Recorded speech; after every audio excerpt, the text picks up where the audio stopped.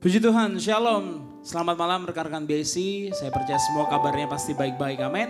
Dan kita semua dalam perlindungan Tuhan. Haleluya. Hari ini kita akan sama-sama beribadah, memuji dan memuliakan nama Tuhan. Mari siapkan hati kita dimanapun kita berada, yakin dan percaya ada Tuhan di sana. Ada hadirat Tuhan untuk menjamah setiap kehidupan kita. Di mana kita bersatu dalam hadirat Tuhan, maka di sana ada kuasa Tuhan. Haleluya, haleluya.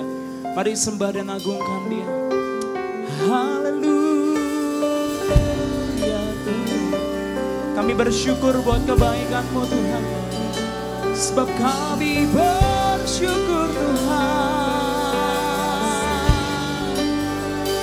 Rindukan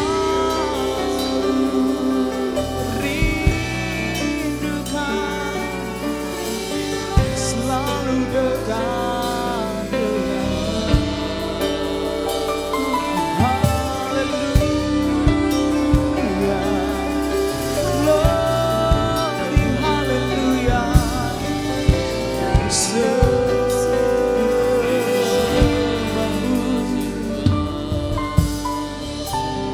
Hanya dekat Engkau kami tenang dan damai Tuhan. Haleluya.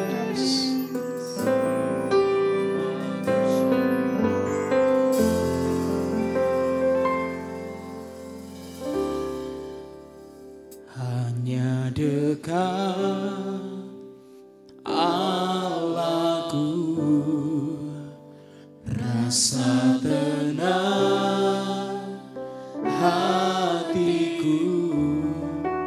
Kau sertai jalanku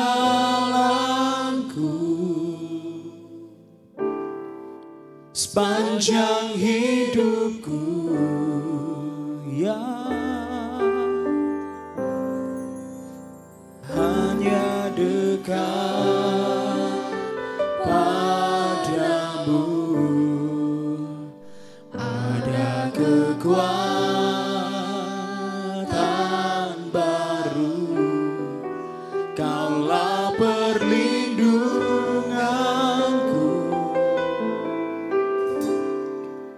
Keselamatanku, mari katakan hanya dekat Engkau, hanya dekat Allahku, rasa tenang hatiku, Kau sertai jalanku sepanjang hidupku. Kami mau bersyukur Tuhan. Hanya dekat padamu ada kekuatan baru. Kaulah perlindunganku, selamatku, keselamatanku. Ku ingin selalu bersekutu denganmu, menikmati hadiratmu. Biarkan Roh-Mu tinggal dalam hidupku. Sungguh indah bersamamu. Ku ingin selalu bersekutu dengan. Kami rindu Tuhan, menikmati hadirat-Mu. Biarkan Roh-Mu tinggal dalam hidup. Sungguh indah bersamamu selamanya.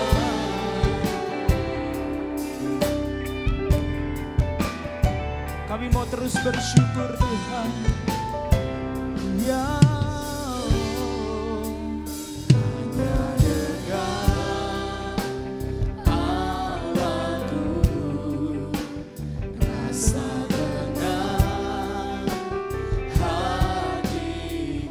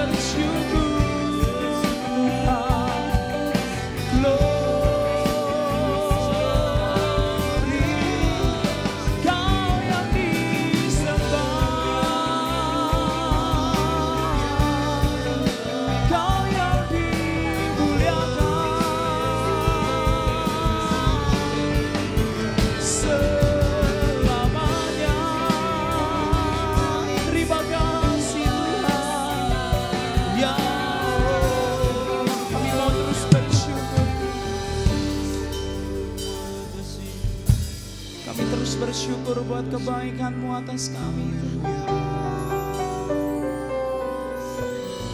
Biar kiranya kami terus rindu dan perlu akan Engkau Tuhan. Kami rindu terus dalam hadirat-Mu. Sebab amanku dalam-Mu.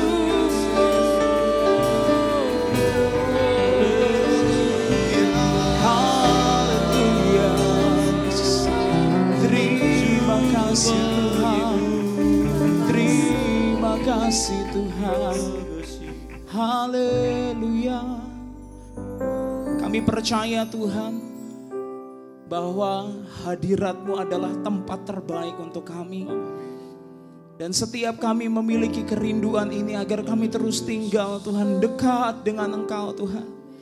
Sebab kami percaya kami bukan apa-apa dan kami bukan siapa-siapa tanpa Engkau Tuhan. Kalau kami ada, kami kuat hari ini, kami mampu semua karena anugerah dan kasih Tuhan pada kami.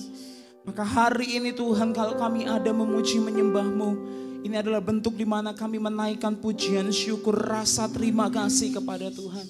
Maka biar kiranya Tuhan memberkati ibadah ini Tuhan. Setiap pujian syukur kami yang naik dari hati kami menjadi dupa yang harum, menjadi persembahan yang harum di hadapan-Mu Tuhan. Berkati kami semua Tuhan, umat-umat-Mu. Kami yang ada di tempat ini, kami percaya mendapat kekuatan berkat yang baru yang datang daripada Tuhan. Kami mulaikan ibadah ini Tuhan dalam satu nama yang ajaib, yaitu di dalam nama Tuhan Yesus, di dalam nama Tuhan Yesus. Haleluya, haleluya. Yang percaya kita semua katakan amin. Haleluya, beri sore-sore bagi Tuhan kita. Sebab Dia datang untuk kita, memberikan keselamatan bagi kita. Dan tiba saatnya kita ada di tempat ini untuk memuji dan memuliakan nama Tuhan. Haleluya, tiba saatnya. Kami mau bersyukur buat kebaikan dan keajaiban-Mu Tuhan. Ya.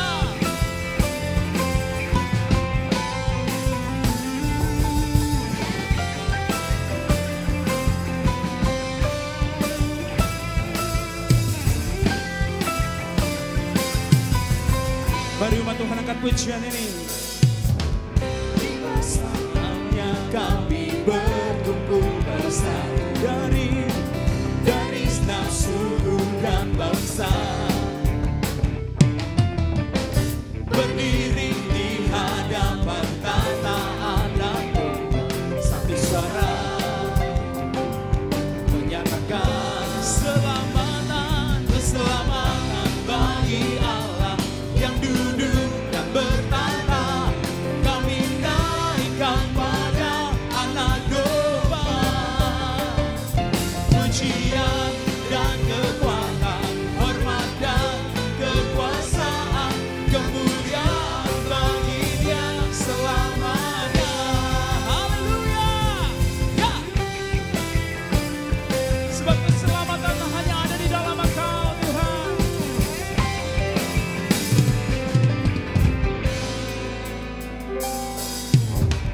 Tiba saatnya kami berkumpul dari segenap suku dan bangsa. Dan kini kami berdiri Tuhan, berdiri di hadapan tata anak domba, satu suara menyatakan keselamatan, keselamatan bagi Allah yang duduk dan bertata.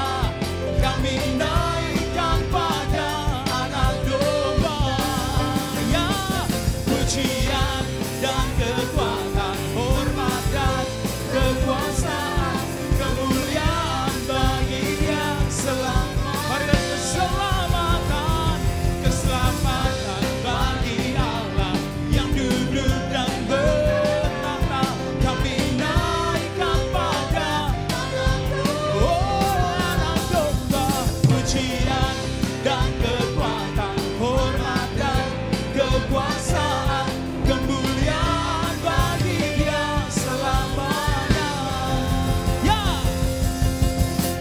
haleluya.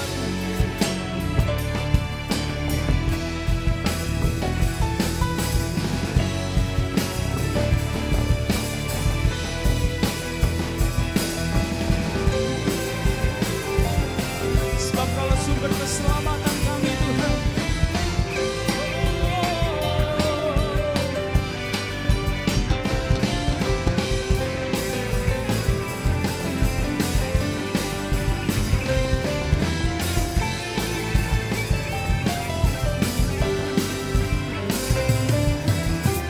kami mau bersyukur Tuhan. Oh ya, keselamatan bagi Allah yang duduk, ya kami naikkan pada anak domba. Setiap pujian, pujian dan kekuatan, hormat dan kekuasaan, kemuliaan bagi Dia selamanya. Keselamatan, keselamatan bagi Allah yang duduk dan bertata.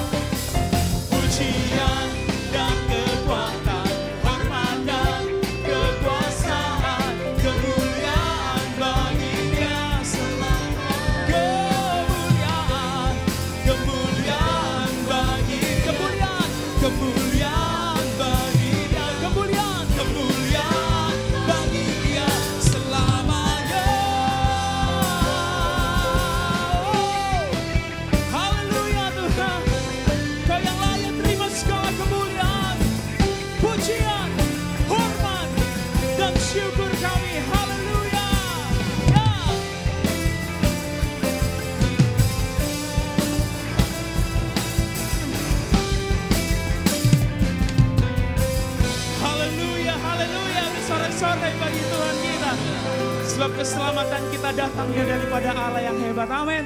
Mari setiap kita orang-orang percaya yang telah ditebus, kita datang memuji dan memuliakan Tuhan. Mari kita semua umat pilihan Allah.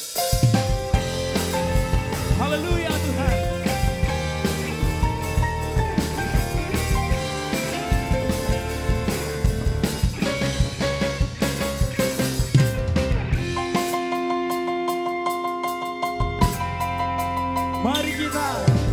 Mari kita semua umat pilihan Allah, dengarlah panggilannya untuk menggenapi firman. Sebab sekaranglah waktunya ku berdiri bagi bangsa ini.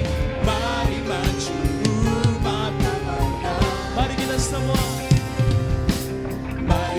semua umat pilihan Allah, dengarlah panggilannya untuk menggenapi firman-Nya. Sekaranglah waktunya ku berdiri bagi bangsa ini. Mari maju umat pemenang. Mari katakan ku kan lagi. Haleluya. Nyatakan kemuliaan-Nya. Ku kan kebesarannya, sampai setiap lutut bertelut, semua lidah mengaku Yesus Kristus ialah Tuhan, Raja segala raja. Sebab mari katakan dialah Raja. Haleluya. Mari umat Tuhan akan pujian ini. Mari kita semua umat pilihan Allah, dengarlah panggilannya untuk menggenapi firman-Nya. Sekaranglah waktunya ku berdiri bagi bangsa ini. Mari maju umat pemenang. Ku kan bangkit, nyatakan kemuliaan-Nya. Ku kan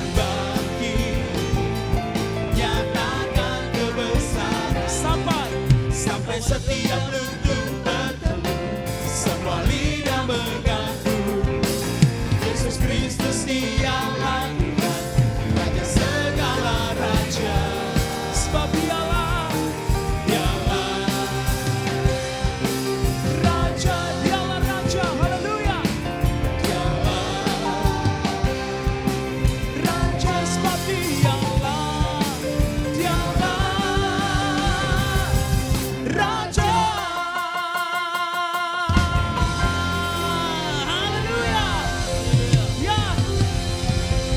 Dialah Tuhan Allah kita, Raja dalam kehidupan kita. Amin. Bersuka kalau kita hari ini masih bisa memuji dan memuliakan Tuhan. Dan biar kiranya Tuhan disenangkan dengan setiap pujian kita.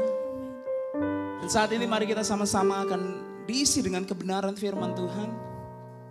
Biar kiranya kebenaran firman Tuhan yang kita dengar hari ini boleh menguatkan, boleh mengubah, boleh menyentuh setiap kehidupan kita. Sehingga Tuhan dimuliakan. Haleluya Yesus. Engkaulah segalanya bagi kami Tuhan. Kau yang terutama bagi kami Tuhan. Kami mau terus ingin rindu dekat dengan Engkau Tuhan. Terima kasih Tuhan.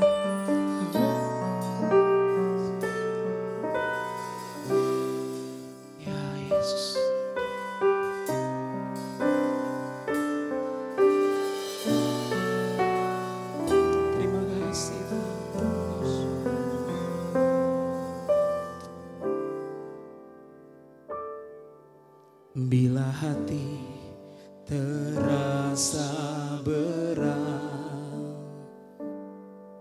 tak seorang pun mengerti bebanku.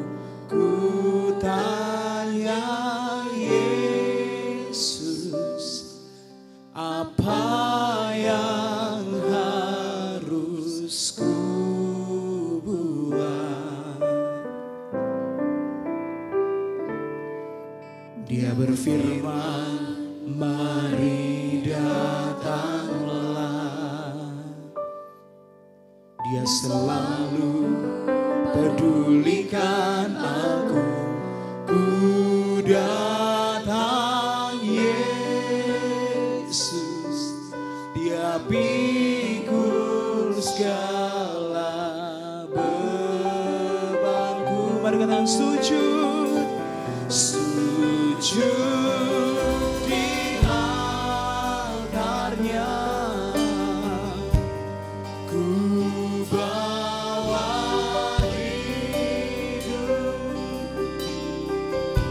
ku terima anugerahnya. Dia ampuniku dan bebaskan aku. Dia ubah hidupku, barui hatiku. Sesuatu terjadi saat datang di altarnya. Kami mau datang dengan kerinduan kami Tuhan. Bila hati terasa berat, tak seorang pun mengerti bebanku. Ku tanya Yesus, apa yang harus ku buat? Dia berfirman, mari datanglah. Dia selalu pedulikan aku. Ku datang Yesus, Dia pikul segala bebanku. Oh, sujud di altarnya. Ku bawa hidup,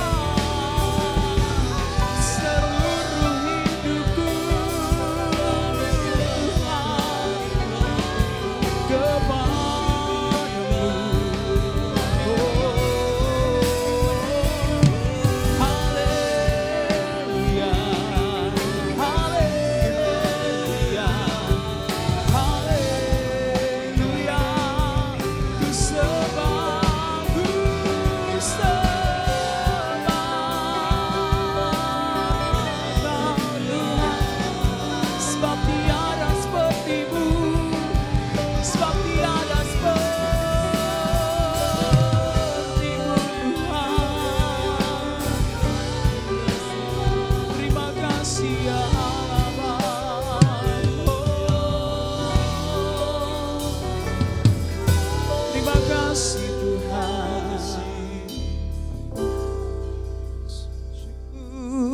Di altarnya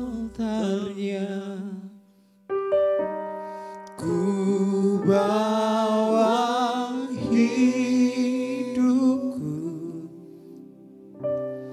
ku terima anugerahnya, Dia ampuniku dan bebaskanku. Dia ubah hidupku, baharui hatiku, sesuatu terjadi saat datang di altarnya, sujud di altarnya, sujud di altarnya, ku bawa hidupku, ku terima anugerahnya, Dia ampuniku dan bebaskanku. Ya Tuhan, Dia ubah hidupku, baharui hatiku, sesuatu terjadi saat datang di altarnya. Mujizat terjadi Tuhan, mujizat terjadi, kesembuhan terjadi, pemulihan terjadi saat datang di altarnya. Oh, haleluya, haleluya Tuhan, haleluya Yesus Tuhan. Kami bersyukur Tuhan, karena kami percaya kami punya Allah yang hebat dan dahsyat. Saat kami datang sujud ke altar-Mu, maka kami percaya akan ada pembaharuan dalam hidup kami Tuhan. Tidak ada sesuatu yang lebih berat Tuhan di hidup ini, karena kami punya Allah yang hebat dalam hidup ini. Maka hari ini Tuhan, kami siap untuk kami dibentuk dengan kebenaran firman-Mu. Kami yang datang dengan kelemahan Tuhan, kekhawatiran mungkin Tuhan. Kami perlu kebenaran firman-Mu untuk menguatkan kami Tuhan. Karena kami percaya melalui pribadi-Mu Tuhan, kami akan dibangkitkan, dipulihkan, dijamah dan disembuhkan ya Bapa. Terima kasih Allah yang baik. Kami siapkan hati kami untuk kebenaran firman-Mu. Hamba-Mu yang akan menyampaikan kebenaran-Mu Tuhan. Pakai mulut bibir lidah hamba-Mu. Mari bersuara melalui hamba-Mu Tuhan. Sehingga kami semua mendapat kekuatan baru melalui kebenaran firman-Mu. Di dalam nama Yesus. Di dalam nama Yesus kami siap dengarkan kebenaran firman-Mu. Haleluya, haleluya. Amin. Shalom, shalom jemaat Tuhan. Saya begitu yakin semua Anda baik-baik saja. Nah, yang menjadi pesan penting hari ini, yaitu saya ambil dari Matius pasal yang ke-24 ayat yang ke-14. Mengenai kedatangan Tuhan kali kedua, saya berikan judul tema khotbah untuk hari ini, yaitu ada the last clue, yaitu adalah petunjuk terakhir. Nah, petunjuk terakhir akan kedatangan Tuhan kali kedua dari mulut Tuhan Yesus sendiri, yaitu adalah Matius 24 ayat yang ke-14, dan Injil kerajaan ini akan diberitakan di seluruh dunia menjadi kesaksian bagi semua bangsa. Dalam bahasa aslinya menggunakan kata etnis, dan sesudah itu barulah tiba kesudahannya. Jadi petunjuk terakhir, kedatangan Tuhan kali kedua, yaitu adalah Injil kerajaan diberitakan di seluruh dunia. Ini penting. Kenapa? Karena banyak penafsir-penafsir dari segala keberadaan dunia hari ini. Keberadaan COVID kah, keberadaan keuangan kah, keberadaan kesehatan kah, ekonomi kah, sosial politik lah. Itu diarahkan bahwa ini adalah tanda, clue daripada kedatangan Tuhan kali kedua. Tapi menurut apa yang dikatakan Tuhan Yesus, dari semua itu, di akhir zaman Tuhan pakai semua bentuk konspirasi. Kenapa saya tegaskan kata konspirasi? Karena menurut saya di akhir zaman semuanya terlibat. Politik terlibat, apa yang terjadi dengan Timur Tengah. Politik terlibat apa yang terjadi dengan Yerusalem. Politik terlibat dari apa yang terjadi di Amerika. Semua di akhir zaman bentuk konspirasi politik. Yang namanya kesehatan tentu saja kita sekarang sedang ada pada saat pandemi. Dan juga budaya sedemikian rupa yang berubah. Budaya musikkah, budaya filmkah. Semua konspirasi dan tentunya yaitu konspirasi keuangan dan ekonomi. Semua itu boleh saja terjadi. Tapi saya mau katakan itu adalah alat bagi Tuhan. Injil kerajaan Allah diberitakan kepada semua etnis. Itu jelas. Ada yang berkata bahwa tanda kedatangan Tuhan Yesus itu adalah pembangunan bait ketiga. Silahkan dikatakan demikian. Tapi menurut saya itu pun dijadikan alat oleh Allah. Untuk Injil kerajaan Allah diberitakan ke seluruh dunia. Ada tanda-tanda alamkah, tanda-tanda bulankah, tanda-tanda mataharikah? Ya, itu benar adanya. Tetapi semua bentuk apapun yang terjadi di akhir zaman untuk satu tujuan. The last clue, yaitu adalah petunjuk terakhir Tuhan genapi dalam kehidupan akhir zaman. Di mana kita sedang mempersiapkan kedatangan Tuhan. Itu poin yang penting. Dan poin yang kedua yang penting, tanda menurut Tuhan Yesus sendiri adalah dari semua tanda yang bisa diinformasikan. Tapi tanda menurut Alkitab, Injil kerajaan Allah diberitakan kepada seluruh etnis. Maka tibalah kesudahannya. Gembala pembina kita dengan jelas berkata bahwa pola pelayanan gereja berubah. Pola yang dulu yang namanya adalah kita berkumpul, kita bersatu memuji menjadi berubah dengan adanya online. Dan menurut saya inilah sebuah percepatan sedemikian rupa yang Tuhan pakai.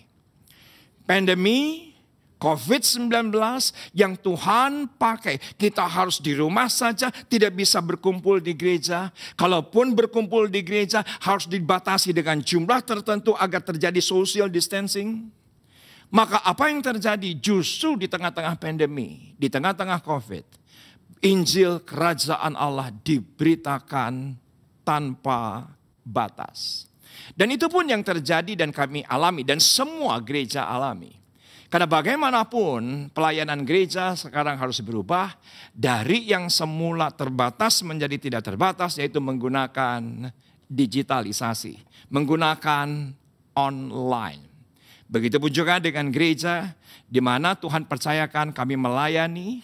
Saudaraku yang semula kita terakhir beribadah tanggal 15 Maret bersama-sama memuji menyembah 7 kali kebaktian. Tiba-tiba tanggal 16 pagi presiden kita berkata bahwa kita berdoa di rumah saja, ibadah di rumah saja, bekerja di rumah saja, sekolah belajar di rumah saja. Tanggal 22 Maret kami tidak ada gereja online. Satu dan lain hal, sahabat-sahabat di Bandung meninggalkan kita terlebih dahulu. Mereka menyelesaikan pertandingan dengan baik. Sampai dengan tanggal 29 Maret kami juga tidak melakukan. Dan dengan segala keterbatasan kita ketika itu kita dipaksa sedemikian rupa. Oleh karena sebuah keadaan kita dipaksa dipaksa sedemikian rupa untuk membuat rekaman seadanya, sesederhana mungkin.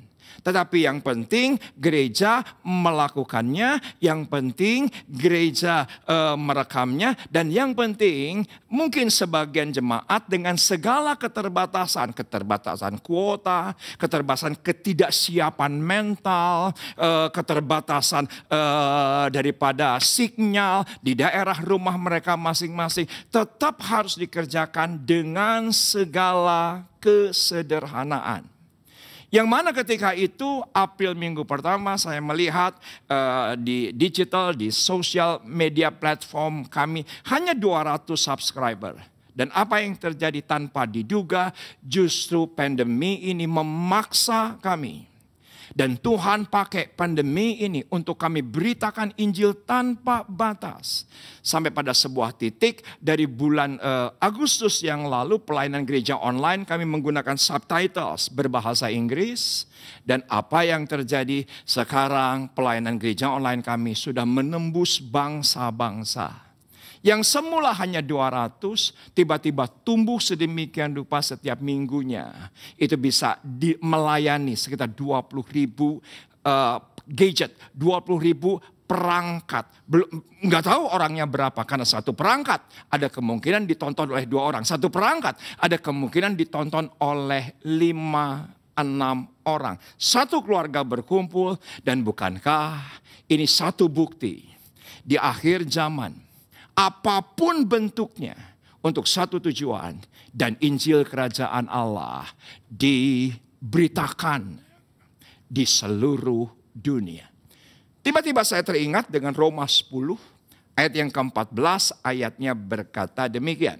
Roma 10 ayat yang ke-14, tetapi bagaimana mereka dapat berseru kepadanya? Jika mereka tidak percaya kepada Dia, bagaimana mereka dapat percaya kepada Dia?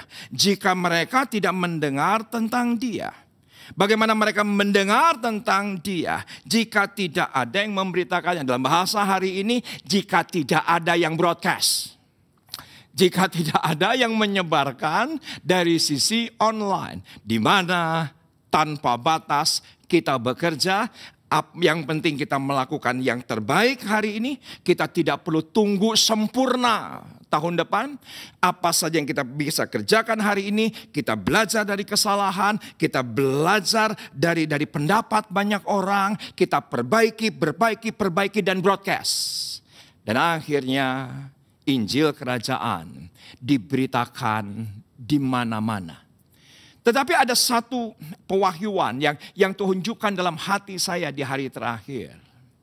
Yaitu ternyata yang memberitakan firman dari sejak zaman Yesus adalah orang-orang Galilea.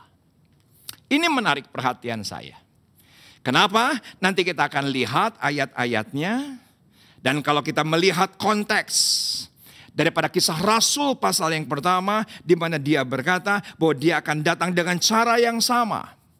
Jadi nanti ketika saat pondok daun berbicara soal kedatangan Yesus kali kedua, dan ketika dia datang menjemput di awan-awan yang permai, dia akan datang dengan cara yang sama. Dan Kisah Rasul 1 ayat yang ke-10 menunjukkan ketika mereka sedang menatap ke langit, waktu ia naik ini sesuatu peristiwa extraordinary. Ini sesuatu peristiwa yang tidak biasa.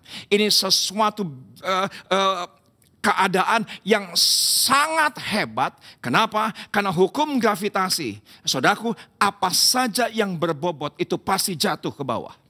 Siapapun dia, apapun dia bentuknya, pokoknya hukum gravitasi itu apapun yang namanya benda yang berbobot pasti jatuh ke bawah. Tapi Yesus yang punya bobot, dia naik ke sorga. Ini sesuatu yang tidak biasa. Dan saya begitu yakin semua Anda justru di pandemi ini mengalami hal-hal yang tidak biasa. Kenapa? Karena Yesus kita adalah Yesus yang tidak biasa. Dia melawan hukum kebendaan, dia melawan hukum waktu, dia melawan hukum gravitasi sekalipun. Dia melakukan sesuatu yang tidak biasa, naik, terangkat ke sorga. Dan saya begitu yakin semua Anda di hari terakhir justru banyak hal Anda alami. Hal-hal yang tidak biasa. Betapa luar biasanya Tuhan Yesus yang kita sembah, yang kita layani. Ayat di bawahnya berkata, ayat yang ke-11, dan berkata kepada mereka, malaikat ini berkata, hai orang-orang Galilea. Nah ini menarik perhatian saya. Mengapakah kamu berdiri melihat ke langit? Yesus ini yang terangkat ke sorga meninggalkan kamu. Dan akan datang kembali dengan cara yang sama seperti kamu melihat dia. Naik ke sorga. Banyak orang yang menafsirkan, banyak orang yang mengkhotbahkan. Pokoknya pasti yang nanti ketika dia datang kali kedua, yang naik dan dijemput adalah yang berkualifikasi murid. Saya setuju 1000%. Tapi izinkan saya sampaikan apa yang dalam hati saya. Kenapa? Karena ayatnya dengan jelas berkata secara spesifik, malaikat itu berkata, hai orang-orang Galilea. Kenapa tidak dikatakan, hai orang-orang beriman? Tidak dikatakan, hai orang-orang yang sudah percaya. Tidak dikatakan, hai orang-orang yang sudah mengalami perjumpaan dengan Yesus selama 40 hari. Tidak. Tapi jelas sekali, daerah dari mana mereka berasal itu ditunjukkan, yaitu adalah Galilea. Ini menarik. Mau tidak mau, saya harus tarik Anda itu ke Matius 28. Matius pasal yang ke-28, perikopnya adalah kebangkitan Yesus. Jadi Yesus mati, kubur kosong. Malaikat berkata kepada mereka yang melihat kubur kosong, kamu pergi ke Galilea.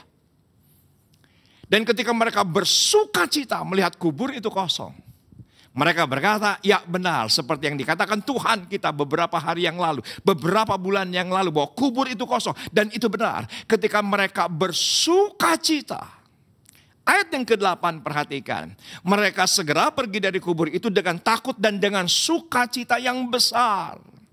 Dan berlari cepat-cepat untuk memberitahukannya kepada murid-murid Yesus yang lain. Apa yang terjadi? Tiba-tiba Alkitab berkata, Yesus menjumpai mereka dan berkata, salam bagimu. Mereka mendekatinya dan memeluk kakinya serta menyembahnya. Dan apa yang terjadi? Perhatikan, tiba-tiba Yesus berjumpa dengan mereka dan berkata, salam. Maka kata Yesus kepada mereka, jangan takut. Pergi dan katakanlah kepada saudara-saudaraku supaya mereka pergi kemana? Ke Galilea. Dan di sanalah mereka akan melihat aku bagimu. Mereka mendekatinya dan memeluk kakinya serta menyembahnya. Spesifik. Malaikat berkata, kamu pergi ke Galilea. Ketika mereka melihat kubur kosong, mereka ketakutan dan bersuka cita. Apa yang terjadi? Ketika mereka akan memberitahukan kepada murid-murid yang lain, tiba-tiba Yesus datang menegaskan dari apa yang dikatakan oleh malaikat, pergi ke Galilea. Ada sesuatu yang penting di Galilea. Ada sesuatu yang hebat di Galilea. Dan menurut saya karakter Galilea inilah yang menangkap the last clue. Karena dari sini lahir, yaitu adalah amanat agung. Kita lihat ayat yang di bawahnya, ayat yang ke-16. Dan ke-11 murid itu berangkat ke Galilea, ke bukit yang telah ditunjukkan Yesus kepada mereka. Kenapa 11? Karena Yudas sudah dieliminasi. Karena Yudas sudah memilih untuk tidak ikut, bahkan semua kita tahu mengenaskan akhir hidupnya, bunuh diri. 11 setia. Karena hanya Yudaslah yang bukan dari daerah Galilea. Karena semua yang 11 itu adalah para nelayan dan dari Galilea. Kenapa saya katakan Yudas bukan dari Galilea? Karena Yudas namanya Yudas Iskariot. Iskariot itu nama kampung. Kampungnya ada di mana? Dekat Bethlehem. Jadi dia bukan orang Galilea. Perhatikan kisah 1, hai orang-orang Galilea. Perhatikan Matius pasal yang ke-28. Malaikat berkata, pergilah ke Galilea. Ada sesuatu yang menarik lagi, bahwa ketika itu 11 murid sudah sampai di Galilea. Ayat yang ke-17, ketika melihat dia mereka menyembahnya, tetapi beberapa orang ragu-ragu. Yesus mendekati mereka dan berkata kepadaku, telah diberikan segala kuasa di sorga dan di bumi. Karena itu pergilah dan jadikanlah semua bangsa murid-muridku. Dan baptislah mereka dalam nama Bapa dan Anak dan Roh Kudus. Dan ajarlah mereka melakukan segala sesuatu yang telah kuperintahkan kepadamu. Dan ketahuilah aku menyertai kamu senantiasa sampai kepada akhir zaman. Ini sangat penting, yaitu kata Galilea. Nah, Bapak Ibu, teman-teman muda, kebetulan saya memakai Alkitab dalam bentuk kertas. Yang salah satu yang saya suka, kenapa saya kembali lagi ke Alkitab kertas, baik di rumah maupun di gereja, di belakangnya ada kamus. Nah, kamusnya menarik, yaitu kata Galilea. Saya akan bacakan untuk Anda apa yang ditulis oleh kamus LAI di halaman belakang mengenai Galilea. Galilea adalah bagian utara dari Palestina. Jadi bentuknya provinsi. Seperti itulah kira-kira. Yaitu adalah sebuah daerah tempat tinggal dan kegiatan pertama dari Yesus. Maka kita kenal Danau Galilea. Kata Danau Galilea itu menunjukkan sebuah area besar. Atau supaya gampang kita melihatnya provinsi atau kabupaten lah begitu. Area besar. Maka di situ ada Danau Galilea. Tapi semua kita tahu Danau Galilea itu punya nama-nama lain. Sebentar, saya akan selesaikan pembacaan daripada kamus. Penduduknya merupakan campuran Yahudi dan orang bukan Yahudi. Nah, ternyata Yesus jauh lebih diterima di Galilea. Kenapa? Kosmopolitan. Kenapa? Karena campuran Yahudi dan non-Yahudi. Jadi mereka tidak terlalu ortodoks, mereka tidak terlalu fanatik. Yesus diterima di utara tapi ditolak di selatan. Apa itu selatan? Yerusalem. Maka Yesus tidak banyak kali datang ke Yerusalem. Tidak banyak kali. Kenapa? Karena orang-orang yang di Yerusalem menolak Yesus. Karena mereka ortodoks, mereka para filsuf, mereka Saduki, mereka Farisi, mereka ahli Taurat itu tinggal di selatan Yerusalem. Tetapi Yesus diterima di mana? Di Galilea. Karena campuran antara Yahudi dan non-Yahudi. Danau Galilea sama dengan Danau Genesaret. Lukas 5 ayat yang ke-1. Nah, Genesaret sendiri itu adalah satu bagian, kalau tidak salah di selatan atau di barat ada satu kota kecil namanya Genesaret. Maka dikenal sebagai Danau Genesaret selain Danau Galilea. Tapi juga dikenal dengan Danau Tiberias. Kenapa? Karena pada zaman Yesus ternyata di Galilea itu ada 4 kota besar ketika itu. Yang pertama Betsaida, yang kedua Korazim, yang ketiga adalah Kapernaum, yang keempat adalah Tiberias. Tapi Yesus tidak pernah ke Tiberias. Kenapa? Karena kota itu didirikan oleh Kaisar Tiberius, itu diproteksi atau dikelilingi oleh kuburan. Orang Yahudi itu tidak pernah memasuki kota yang ada kuburan karena itu haram. Jadi Yesus pernah ke Betsaida, saya pastikan. Korazim dan Kapernaum. Tapi kita semua tahu. 3 kota itu dikutuk. Tidak, hanya satu yang tidak dikutuk, Tiberias. Dan sampai hari ini tetap ada Tiberias. Dan itu adalah dikenal sebagai Danau Tiberias atau Laut Tiberias. Dan dalam perjanjian lama terdapat nama kuno yaitu Danau Kineret. Kenapa Kineret? Karena Kineret dalam bahasa asli itu bentuknya harpa. Jadi konon kalau dilihat dari atas bentuk Danau Tiberias berbentuk harpa. Atau dalam bagian Alkitab lain dikenal sebagai Danau Kinerot. Ini adalah arti jamak daripada Kineret dalam bahasa Ibrani. Nah, justru orang Galilea itu yang kosmopolitan. Ya benar, ekonomi mereka adalah middle low, berbeda dengan Yerusalem middle up. Tapi dari situlah Yesus hadir. 70% mukjizatnya terjadi di sekitar Danau Galilea. Ya, di Kain, tapi bukan Galilea.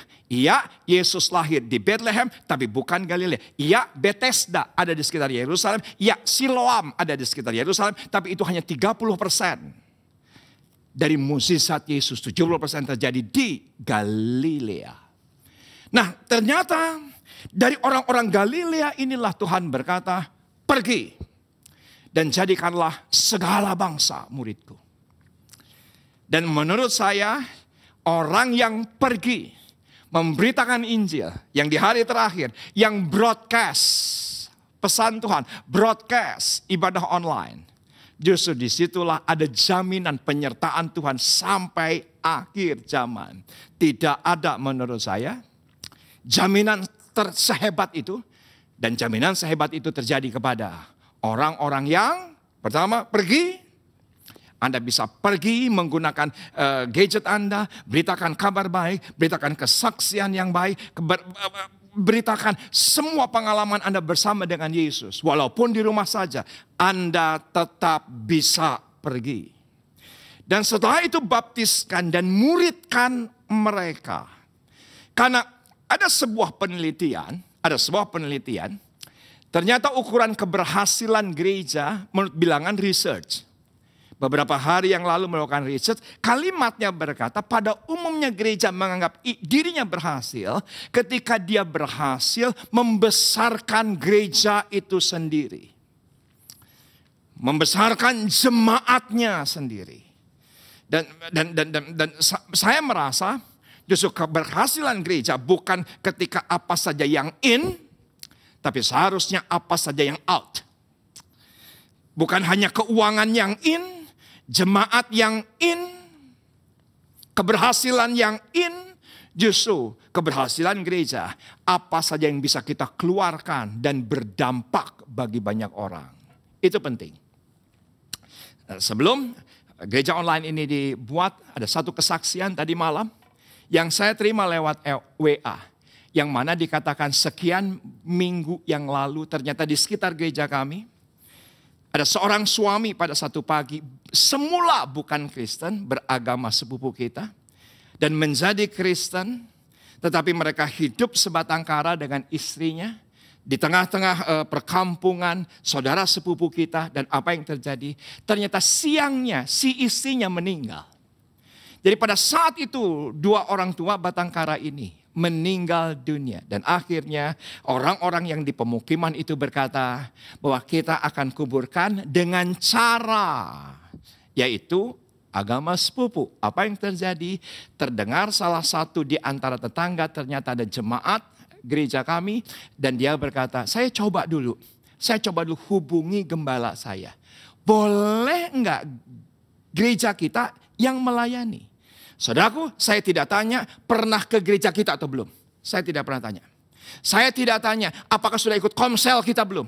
Saya tidak tanya. Apakah pernah perpuluhan di gereja kita apa enggak. Saya tidak tanya. Saya tidak tanya ada kartu jemaat untuk dia, ada mana buktinya. Baru kita akan layani, baru kita akan sediakan yang dibutuhkan. Kuburannya, ambulansnya, petinya. Saya tidak menanyakan. Yang saya katakan justru layani. Karena gereja menurut saya jangan hari terakhir itu terbatasi oleh perkara-perkara administratif. Justru kita harus hadir menjadi jawaban bagi banyak orang. Bahkan beberapa hari yang lalu ada satu pria Kristen, oleh karena keberadaan tubuhnya yang sudah sedemikian sakit. Apa yang terjadi? Dari satu daerah dikirimkan ke tantenya yang bukan Kristen dari agama sepupu. Apa yang terjadi? Ternyata meninggal ketika sampai di rumah daripada si tante bukan beragama Kristen. Dihubungi gereja di mana dia beribadah, tidak mau dilayani. Karena mungkin ada kekhawatiran COVID-19 dan akhirnya datang kepada kami. Dikatakan bahwa ini ada jemaat meninggal, bolehkah dilayani? Saya tidak tanya gereja mana. Saya tidak berkata kembalikan, nanti kita ada pengeluaran. Pernah perpuluhan di kita? Saya tidak tanya. Pernah punya kartu jemaat? Tidak pernah tanya. Pernah komsel di gereja kita? Tidak pernah tanya. Dan kami layani. Dan setiap firman diberitakan di tengah-tengah keluarga, bukan orang percaya, justru menjadi berkat. Gereja, apapun yang terjadi, harus hadir untuk menjawab setiap kebutuhan. Jangan dibatasi oleh perkara-perkara pastoral, peraturan gereja. Karena justru itu yang menghalangi Injil Kerajaan Sorga diberitakan kepada seluruh etnis. Kita lihat satu bagian Alkitab lagi. Yaitu adalah satu ayat yang sangat terkenal. Yohanes pasal yang ketiga. Ayat yang ke-34, demikian firman Tuhan. Ini ayat begitu hidup. Inilah ayat yang mana menghidupi saya dan itu menjadi landasan daripada pelayanan kami. Juga gereja ini. Kenapa kami lakukan pemberitaan firman Tuhan, apapun keadaannya, apapun kesempatannya, karena saya tidak pernah bisa lupa. Sekitar 20 tahun secara pribadi ayat ini hadir dalam hidup saya. Belum seperti hari ini. Ayatnya berkata, sebab siapa yang diutus Allah, dialah yang menyampaikan firman Allah. Karena Allah mengaruniakan rohnya yang tidak terbatas. Tidak terbatas. Kepada siapa? Kepada yang memberitakan firman. Kepada siapa? Kepada orang-orang yang menggenapi kedatangan Tuhan kali kedua. Kepada siapa? Kepada orang-orang yang menghormati secara rohani pondok daun. Yaitu untuk mempersiapkan diri kedatangan Tuhan kali kedua. Dengan apa? Dengan memberitakan firman. Dan firman yang Anda dan saya beritakan adalah firman yang tidak pernah terbatas. Pandemi ini membuat metode eklesiologi. Kita kenal kata eklesia.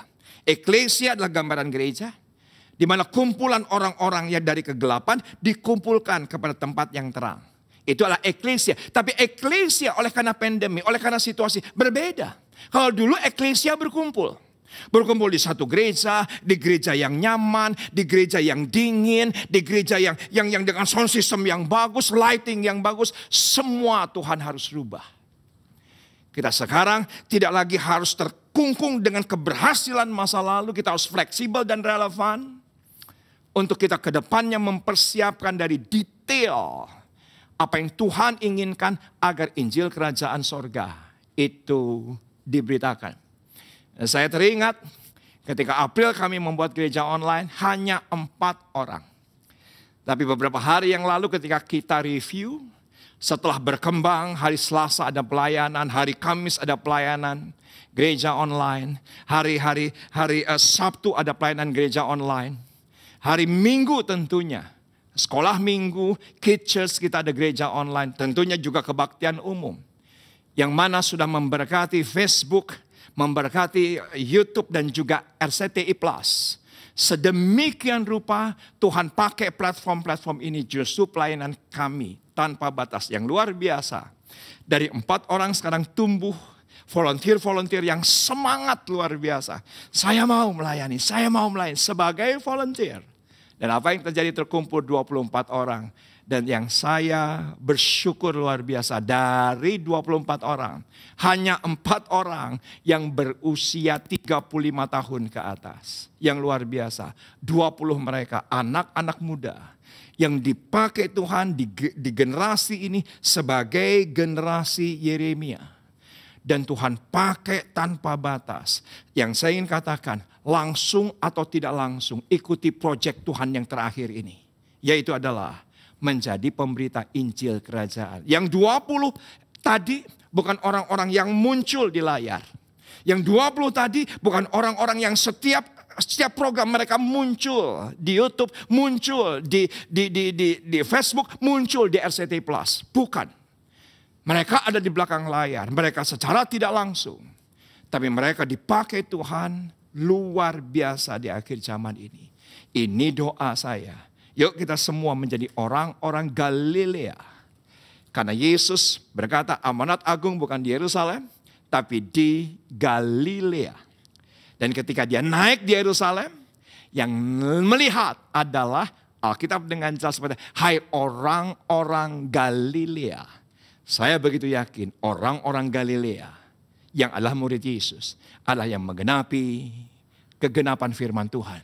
Menggenapi Injil kerajaan diberitakan dan tibalah kesudahannya. Kami mengucap syukur kepadamu Tuhan atas kasih setia anugerah-Mu. Kami telah diberi kesempatan bagi kami untuk mendengarkan kebenar firman-Mu Tuhan. Kiranya firman-Mu yang telah kami dengar Tuhan tanamkan di hati setiap kami masing-masing. Menjadi kekuatan dan menjadi rema dalam kehidupan kami. Terpujilah nama-Mu Tuhan, berkati hamba-Mu yang telah menyampaikan firman-Mu. Biar pakai terus dengan luar biasa dalam melayani Engkau ya Bapa. Terpuji-pujilah Engkau Bapa, kekal selama-lamanya. Dalam nama Tuhan Yesus, haleluya, amin. Amin. Baik, selanjutnya saya akan bacakan pengumuman untuk kita rekan-rekan BSC. Yang pertama adalah seluruh informasi BSC akan disampaikan melalui sosial media BSC sambil melihat perkembangan situasi dan kondisi yang masih ada. Dan jangan lupa untuk terus follow buat teman-teman yang belum follow akun media sosial kita BSC, teman-teman follow. Ada di Instagram, YouTube, dan Facebook yang ada, teman-teman follow ya biar dapat notifikasi pemberitahuan terupdate gitu dari grup kita, dari komunitas kita. Selanjutnya untuk kegiatan pertemuan Komsel secara fisik masih diliburkan, tetapi teman-teman dipersilakan untuk bertatap muka melalui media-media online untuk boleh terus saling menguatkan dalam Komsel-Komsel yang ada. Selanjutnya jadwal doa dan puasa BAC setiap hari Selasa yang akan dimulai dari hari Senin jam 10 malam dan akan diakhiri pada hari Selasa jam 3 sore. Jadi jadwal doa dan puasa BAC dimulai dari hari Senin jam 10 malam dan ditutup pada hari Selasa jam 3 sore. Dan bagi teman-teman yang memiliki pergumulan dan dukungan doa, bantuan doa dalam hal apapun, teman-teman bisa kontak langsung nomor yang ada di bawah ini. Ada saudari Sansan, saudara Angin, dan saudari Devina. Biar kiranya kita sama-sama membantu dalam doa dalam setiap pergumulan teman-teman yang ada. Mengingat COVID dan new normal masih terus mengingatkan bagi teman-teman yang ada, mungkin yang sedang bekerja, untuk terus jaga kesehatan, social distancing yang ada, pakai masker, jangan lupa rajin cuci tangan, bawa hand sanitizer, kemanapun kita pergi dan berada, tetap terus jaga jarak aman, oke? Agar orang-orang yang kita kasihi, keluarga kita, semua aman. Dan jangan lupa terus berdoa dan mengandalkan Tuhan. Ya, demikian pengumuman yang boleh saya sampaikan buat kita semua. Kita akan akhiri ibadah kita di malam hari ini. Kemuliaan bagi Tuhan.